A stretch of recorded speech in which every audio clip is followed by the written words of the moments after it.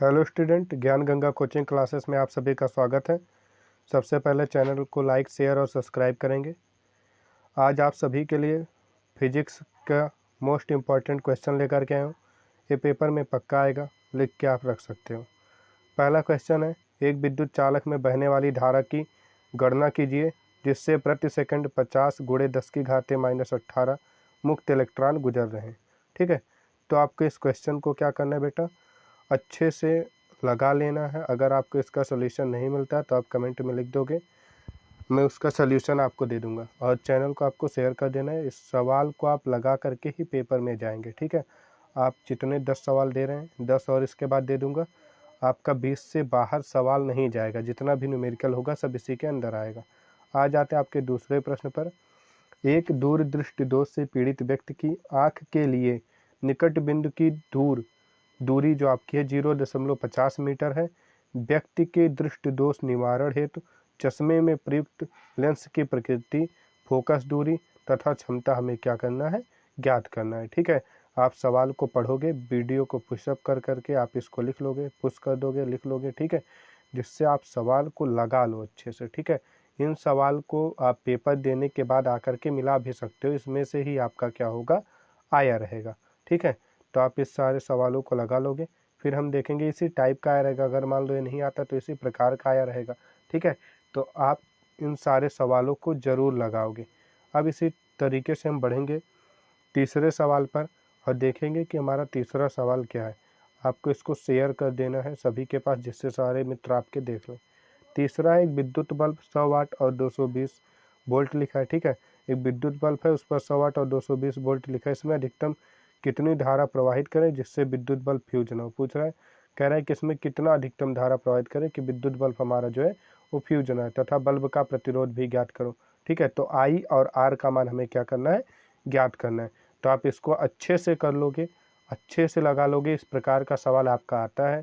ठीक है, इसी प्रकार के आगे आपको जो अगले 10 सवाल आएंगे उसमें आपको मिलेंगे कि कौन से सवाल इसके ऊपर आधारित आ सकते हैं, और इसको ज़रूर लगा करके ही आप जाएंगे। पेपर से पहले आप इसको ज़रूर हल कर लेंगे, अपने सारे मित्रों के पास ज़रूर भेज देंगे। ठीक है, आ जाते हैं अगला। एक उत्तल दर्पण की फोकस दूरी 20 सेंटीमीटर है। इसकी वक्रता त्रिज्या होगी। वक्रता त्रिज्या आपको पता है, सबसे नॉर्मल सवाल है, इसको आप 1 मिनट के अंदर हल करके लगा दोगे। ठीक है, इस टाइप का सवाल आता है। ठीक है, आगे आते हैं 5वें पर। एक कूलाम आवेश में इलेक्ट्रॉन की संख्या ज्ञात कीजिए। आपको यहाँ पर n का मान ज्ञात करना है। ठीक है, इस सवाल को आप लगा दोगे। ठीक है, ये आपके 5 सवाल हो गए। इसी प्रकार के आपके और 5 सवाल होंगे।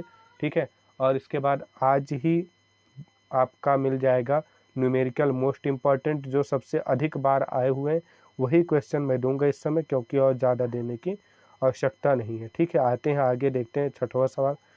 50 फेरों वाली एवं 0.5 मीटर स्क्वायर क्षेत्रफल वाली तार की एक कुंडली को 2 × 10⁻² वेबर प्रति मीटर स्क्वायर के एक समान चुंबकीय क्षेत्र में रखने पर कुंडली से संबद्ध फ्लक्स कितना होगा। ठीक है, यहाँ पर फ्लक्स फाई ज्ञात करना है यदि कुंडली का तल क्षेत्रफल के लंबवत हो और अनुदिश हो। ठीक है, तो आप इसको क्या करोगे, देख लोगे और इसको लगा लोगे। ठीक है, इस टाइप के सवाल आते हैं, 50 फेरे, 100 फेरे, 10 फेरे। ठीक है, तो इस टाइप के सवाल आ सकते हैं। ठीक है, तो इसको आपको लगा करके ही जाना है। ठीक है, फाई बराबर जो आपका फार्मूला होता है, मैं अगर नहीं आता है तो आप लोग कमेंट कर दोगे, मैं सारे सवालों का सलूशन भी दे दूंगा। फिर देखो, सेम आधारित यदि 100 फेरों वाली तार की एक कुंडली से गुजरने वाले चुंबकीय फ्लक्स में सेकंड में 15 वेबर की वृद्धि होती है। ठीक है, तो कुंडली में उत्पन्न प्रेरित विद्युत वाहक बल की क्या करो, गणना करो। तो आप इस सवाल को देख रहे हो कि 15 क्या हो रहा है, किस सेकंड में आपका क्या हो रहा है, 15 वेबर की वृद्धि हो रही है। एक तो इसको आप क्या करोगे, अच्छे से लगा लोगे, इस सवाल को आप देख लोगे। ठीक है, फिर आगे हम बढ़ेंगे धीरे धीरे।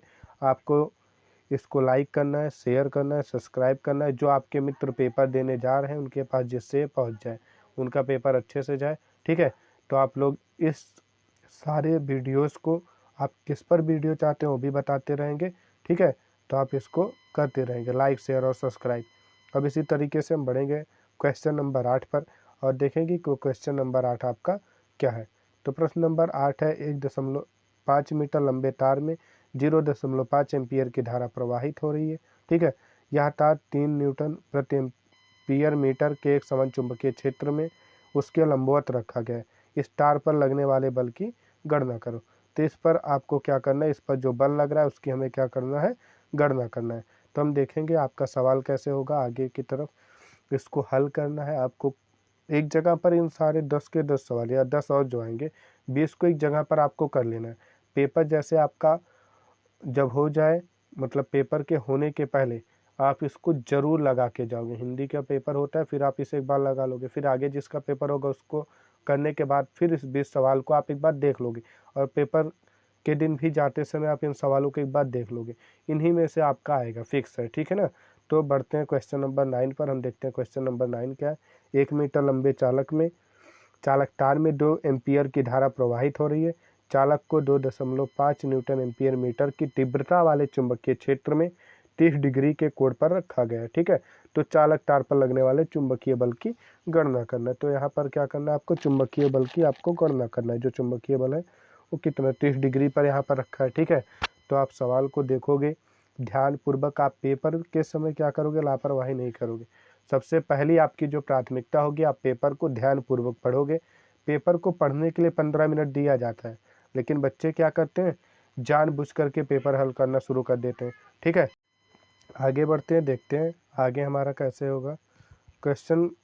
आपका ये जो है 1 मीटर लंबे चालक तार में 2 एम्पीयर की धारा प्रवाहित हो रही है। तो इसको हम पढ़ेंगे। आपको मैं बता रहा था कि आपको पेपर में क्या करना है, लापरवाही नहीं करना है।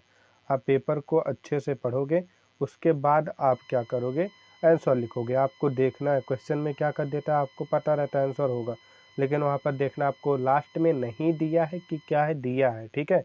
वहाँ पर कह देता है नहीं है, तो आप लोग कन्फ्यूजन है और तुरंत लगा देते हो। आप पढ़ते ही नहीं हो कि वहाँ पर नहीं है। आप इस चीज़ों पर विशेष ध्यान दोगे। आपको पेपर को पहले ध्यानपूर्वक पढ़ना है, और जब आप एक बार कॉपी को लिख लोगे, दोबारा आपको फिर क्या करना है, पेपर को फिर से पढ़ लेना है कि मतलब आपने जो आंसर लिखा है, जो क्वेश्चन था वो कैसा है, आपसे कहीं गलती तो नहीं हुआ। तो आप क्या करोगे, एक बार फिर से पढ़ लोगे। देखते हैं 10वां क्वेश्चन क्या है। एक उत्तल लेंस की फोकस दूरी 20 सेंटीमीटर है, ठीक है। एक उत्तल लेंस है, उसकी फोकस दूरी कितना है, 20 सेंटीमीटर है। किसी वस्तु का 2 गुना वास्तविक प्रतिबिंब प्राप्त करने के लिए वस्तु को लेंस से कितनी दूर रखना होगा। तो यहाँ पर क्या बेटा, उसका 2 गुना और वास्तविक प्रतिबिंब हमें क्या करना है, प्राप्त करना है। तो हमें क्या करना है, वस्तु को लेंस से कितनी दूर रखना होगा। तो हमें बताना है कि कितनी दूर पर रखेंगे तो क्या होगा, हमारा वास्तविक प्रतिबिंब क्या होगा, प्राप्त होगा। तो ये आपके टोटल क्या थे, 10 प्रश्न थे। इसको आपको क्या कर लेना है, अच्छे से पढ़ लेना है, ठीक है। अपने सारे मित्रों के पास भेज देना है। इसको आप अलग से एक जगह पर नोट कर लोगे, जिससे आप लोगों को कोई दिक्कत ना हो। और आपको फिर से बता रहे हैं कि आपको जिस टॉपिक पर वीडियो चाहिए, आप क्या करोगे, कमेंट करोगे। कमेंट बॉक्स में जा करके कि सर हमें इस टॉपिक पर वीडियो चाहिए। आपका इंग्लिश का भी वीडियो जल्दी ही आने वाला है, ठीक है। आप चैनल को शेयर करोगे, जिससे जल्दी से जल्दी ये क्या हो, 1000 सब्सक्राइबर पहुंच जाए, ठीक है। तो इसी प्रकार से आप लोग करते रहेंगे। धन्यवाद।